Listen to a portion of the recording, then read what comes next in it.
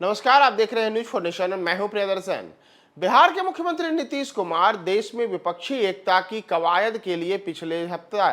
दिल्ली गए थे। उन्होंने कई विपक्षी दलों के नेताओं से मुलाकात की थी, जिसमें कांग्रेस, वामपंथी दल, आम आदमी पार्टी सहित कई अन्य दलों के नेता रहे। और बाद में नीतीश कुमार ने बिहार पहुंचने के बाद यह भी दावा किया था कि विपक्षी एकता की जिस कवायद को लेकर के वे आगे बढ़े हैं, इस पहल के साकार होने का समय बहुत जल्द ही सामने दिखेगा और जल्द ही केंद्र की जो सत्तारूढ़ भारतीय जनता पार्टी की सरकार है, उसके खिलाफ विपक्षी एकता की पहल सफल होते हुए दिखेगी। लेकिन महत्वपूर्ण सवाल यह है कि नीतीश कुमार जो दावे और वाद कर रहे हैं, उनके दावों में जमीनी स्तर पर सच्चाई क्या है, क्योंकि विपक्ष में कोई एक दो दल नहीं है, बल्कि हर राज्य में अलग अलग राजनीतिक दल हैं और अलग अलग राजनीतिक दलों के लिए एक दूसरे के साथ आने की बड़ी चुनौती है। तो ऐसे में आप यह समझिए कि नीतीश को लिए कहां कहां किन किन चुनौतियों का सामना करना है और उनके साथ कौन रहेंगे, कौन जाएंगे और कौन सबसे बड़ी मुसीबत खड़ी कर सकते हैं। दरअसल विपक्षी एकता की जिस पहल के लिए नीतीश कुमार ने पिछले लंबे अरसे से कई विपक्षी दलों के साथ मुलाकात की है, उसमें उनके काम को भी कुछ क्षेत्रीय दल ही बिगाड़ सकते हैं। और ये क्षेत्रीय दल कई ऐसे दल हैं जो चाहे अलग अलग राज्यों में हो या फिर राष्ट्रीय स्तर पर हो, वो अब एक दूसरे के साथ कभी भी फूटी आंख नहीं सुहाते हैं और एक दूसरे को चुनौती देते रहे हैं। हालांकि अगर हम बिहार की बात करें तो यहाँ तो कांग्रेस, जनता दल यूनाइटेड, राष्ट्रीय जनता दल जैसे जितने भी दल हैं, वे सब नीतीश कुमार को अपना नेता मानकर एक छतरी के नीचे आ गए हैं। वर्ष 2024 के लोकसभा चुनाव में भी वो मुकाबला करने की बातें कर रहे हैं। लेकिन अगर हम बात दिल्ली की करें, पंजाब की करें, तो यहाँ आम आदमी पार्टी की सरकार है और आम आदमी पार्टी शुरू से ही कांग्रेस के विरोधी रही है। कांग्रेस को ही इन राज्यों में सत्ता से हटा करके अरविंद केजरीवाल की पार्टी आप ने वहां सत्ता हथियाने का काम किया है। तो ऐसे में बड़ा सवाल है कि क्या आम आदमी पार्टी कांग्रेस के साथ जाना पसंद करेगी, अपनी सीटें छोड़ करके वे कांग्रेस को मजबूत करेगी, या फिर क्या कांग्रेस आम आदमी पार्टी को बेहतर विकल्प के तौर पर पेश करेगी।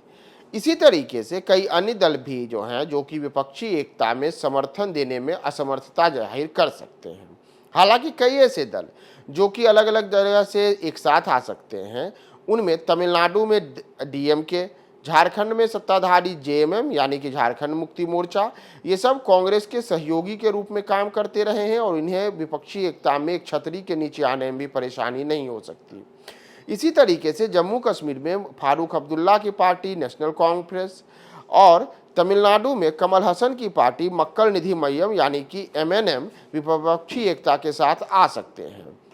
इसके अलावा दलित पैंथर्स, इंडियन यूनियन मुस्लिम लीग, रिवोल्यूशनरी सोशल पार्टी यानी कि आरएसपी, फॉरवर्ड ब्लॉक और सीपीआई भी विपक्षी एकता में बिना शर्तों के साथ शामिल हो सकते हैं। लेकिन इनका प्रभाव चूंकि कुछ सीमित क्षेत्रों तक है, तो ऐसे में ज़्यादा प्रभावशाली दलों के लिए हमें बात करनी होगी कि वे कौन से दल हैं जो कि नीतीश की एकता की मुहिम को नुकसान पहुंचा सकते हैं। इसमें कर्नाटक में जेडीएस यानी कि एचडी देवेगौड़ा और एचडी कुमारस्वामी की पार्टी जनता दल सेकुलर, वहाँ पे भारतीय जनता पार्टी और कांग्रेस दोनों से दो दो हाथ करते रही है। तो जेडीएस कर्नाटक में इस विपक्षी एकता की पहल में कई प्रकार की परेशानी खड़ी कर सकती है। इसी तरीके से नॉर्थ ईस्ट में कई स्थानीय दल और नेता हैं जो हाल के दिनों में कांग्रेस के साथ ही मुकाबला करते रहे हैं और अब वे कांग्रेस को फिर से वहां स्पेस देंगे, इसकी चुनौती ज़्यादा है।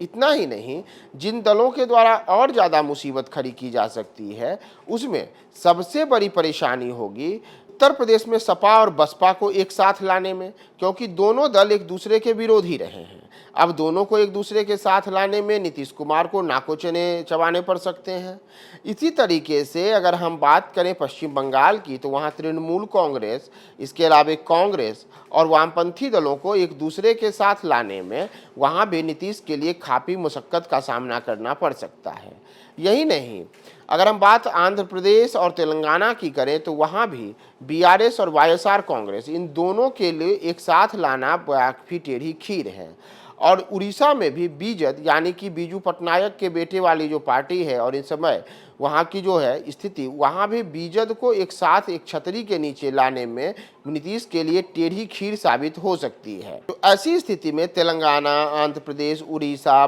बंगाल और उत्तर प्रदेश ये कुछ ऐसे राज्य हैं जहां के अगर हम कुल सीटों की बात करें तो इन सीटों की संख्या लोकसभा में 200 से ज़्यादा होती हैं। और यहाँ पर जो क्षेत्रीय दल हैं वो क्षेत्रीय दल ही हमेशा से कांग्रेस का मुकाबला करते रहे हैं और हाल के दिनों में उन्हें भाजपा का भी मुकाबला करना पड़ रहा है।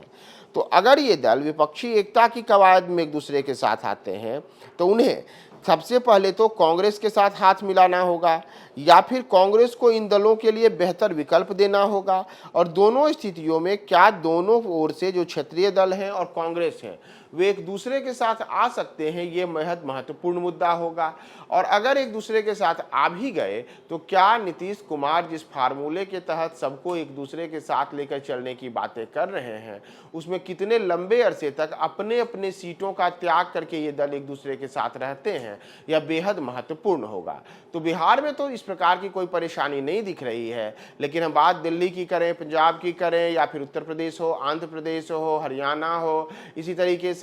मैंने जैसे आपको बताया कि कर्नाटक, महाराष्ट्र या फिर पश्चिम बंगाल, ये तमाम राज्य ऐसे हैं जहां विपक्षी एकता काफी मजबूती के साथ तो उभर सकती है, लेकिन उन्हें एक दूसरे के लिए त्याग करने के लिए बड़ी त्याग की आवश्यकता है। और उस त्याग में कांग्रेस को भी त्याग करना पड़ेगा और क्षेत्रीय दलों को भी त्याग करना पड़ेगा। नीतीश के लिए अब सबसे बड़ी चुनौती यही होगी कि क्या वे दोनों को इसके लिए मना पाते हैं, क्या अपनी अपनी सीटें छोड़ करके एक दूसरे को अपनी सीटों को देना ये दल मुनासिब समझेंगे। और अगर ऐसा होता है तब तो नीतीश सफल होंगे, और अगर ऐसा नहीं होता है तो विपक्षी एकता की कवायद के लिए जिस प्रकार से नीतीश ने पहल की है उसे बड़ा झटका लग सकता है।